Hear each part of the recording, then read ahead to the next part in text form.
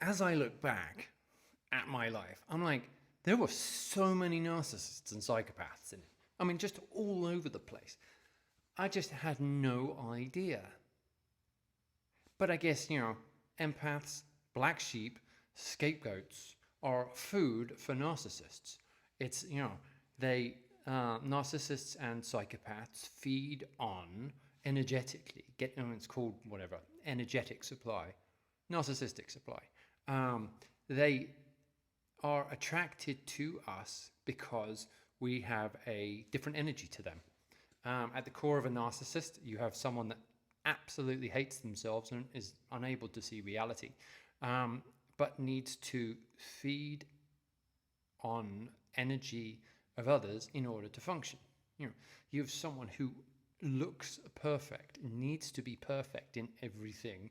Narcissists never say sorry because they never think they're wrong, and yet they have the lowest self-esteem. I look at it like this: empaths are on one end, narcissists are on the other end, and actually, their origin is exactly the same: abuse in childhood, and some learn to cope by going full narcissist, and others learn to cope by going full empath, and it's a whole spectrum. And when I'm dealing with narcissists, I want to remember that, because I want to still have compassion and heart for everybody, and realize that they suffered in the same way that I did, and that's where they went, and I went to the other side. Not wrong, not bad, just different. And that way, when I'm dealing with them, I don't have to be angry, or I can just set boundaries and go, okay, this is a damaged individual that I'm dealing with, and I can be aware of my energy. Because the more I am in fear, the more shame I'm carrying, or any other emotions, they are going to interact with that and suck up as much of that energy as they can. That's why they trigger us. They do certain things. This is the gaslighting. The more confused, the more emotionally exhausted we are, the kind of stronger they are and the stronger they become. They deny our reality. You'll see something which is blue and they'll say it's red, and they're never going to say that it's blue, because that's the whole point of denying your reality, is that they get energy from it. So I used to argue my point, try to convince them, no, it's blue, and then, but they just, they want to argue, because arguing is a form of energy, and you just end up emotionally exhausted, especially when they start using, the craziness, which is, not logical. Because I'm like, how can I explain it in a way which is, which they will understand? And, if these are close loved ones, then, you are also trying to understand, or trying to explain it in a way that, because ultimately you want to be, in harmony with them. You want to be loved by them, and that's not what they want.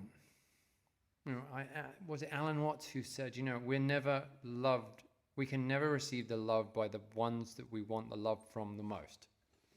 That's like super difficult. That's that's why when I talk to other friends who have experienced the scapegoat role, or are empaths, or had the lost child role, then there is that harmony between us. Neither of us wants to create conflict. We just want to find the common ground, find those emotions, find the joy and the fun and the rest of it. Try to find happiness, because ultimately empaths are trying to find, the way I see it, empaths are trying to find balance, happiness, joy, and that emotional healing, so that we can feel whole. Because as I look back, I'm like, I've always been searching for what feels like a piece of me that was missing, that is missing. Some of it's missing. Maybe, I don't know. If it's a what 360 degrees, maybe I'm now at 290, maybe 320. I don't know.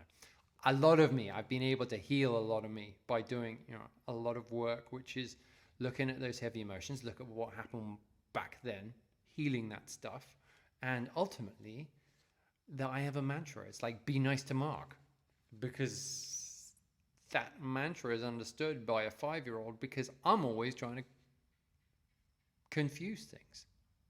I need to keep things super simple, because ultimately it's like, be kind to Mark. If I say, oh, I need to do loving things for myself, it's kind of like, no, just do kind things, which also means don't, just be aware when my head is going off on one and I'm saying I'm not good enough, I'll never be good enough. It's kind of, I deserve everything. That's a whole bunch of heavy stuff. And it's because at those times still carrying the scapegoat burden. Those aren't that. The burden isn't mine. It's everybody else who kind of puts projects onto us all of their stuff. It's biblical. It's this scapegoat role is thousands of years old. They got a goat. They put all they projected all their sins onto it, and they kicked it out into the desert to die. I know what that feels like. That feels bloody awful. But these days I'm subconsciously carrying the scapegoat burden. If I can become conscious of those emotions, if I can, name those things in my reality which are true, find others who can do the same, like you guys, super grateful for the comments, because it's kind of like, I just, like-minded people who have experienced the same as me, and we find that feeling, that kind of healing that we need by talking to each other about it. And we're all completely different, and yet we're all completely the same. It's, I don't know, I had always felt alone in the world. And actually today I was reflecting on some of the countries I can no longer go to, especially one of them which I had always felt at home in, and there is this there's that sadness about I'm not I don't fulfill the requirements to go to that country anymore, even to visit, and there's some sadness came up, and I was and the song which popped in my head was James Taylor. I've seen fire, I've seen rain, I've seen I always thought I'd see you again. That song. And it's kind of like, normally I would say, just don't put it on, just try and deny the sadness. And I just, I put the song on. I felt the sadness, because the sadness is genuine. It's like this loss of a dream. I had a dream of living in a country, and then the regret comes in. I start criticizing myself. I'm like, should I have done things differently?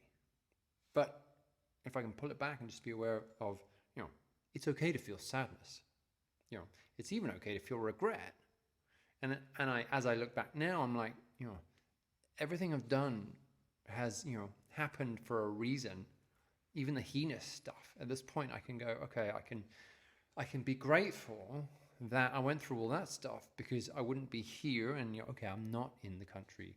I'm in the number 2 country on my list. I'm not in the number 1 country on my list, but it's I can be grateful, for all of the conflict as well, because without it, I wouldn't have had to do all the work on myself. I wouldn't have just been absolutely broken. I wouldn't have repaired myself, healed myself, recovered, my voice to this degree. And so I have to be grateful to all of the people that were bullies, that were mean, that were heinous and awful, and all the rest of it. I'm super grateful to them, and for any that are left in my life, I can go, they are teaching me how to be, I don't want to say better, stronger. They're teaching me how to be stronger, and that if I can remember that narcissists are people, they were hurt in the same way I was, I can have compassion, I can set boundaries, and I can do loving things for myself, kind things for myself. I can find those people who are like me and who are escaped goats. Join the Escape Goat Club. Those scapegoats who have put down the baggage and are running for the border, metaphorically, I guess. My name's Mark. This is the Emotional Alchemist, finding my true self and my way, one day, one video at a time.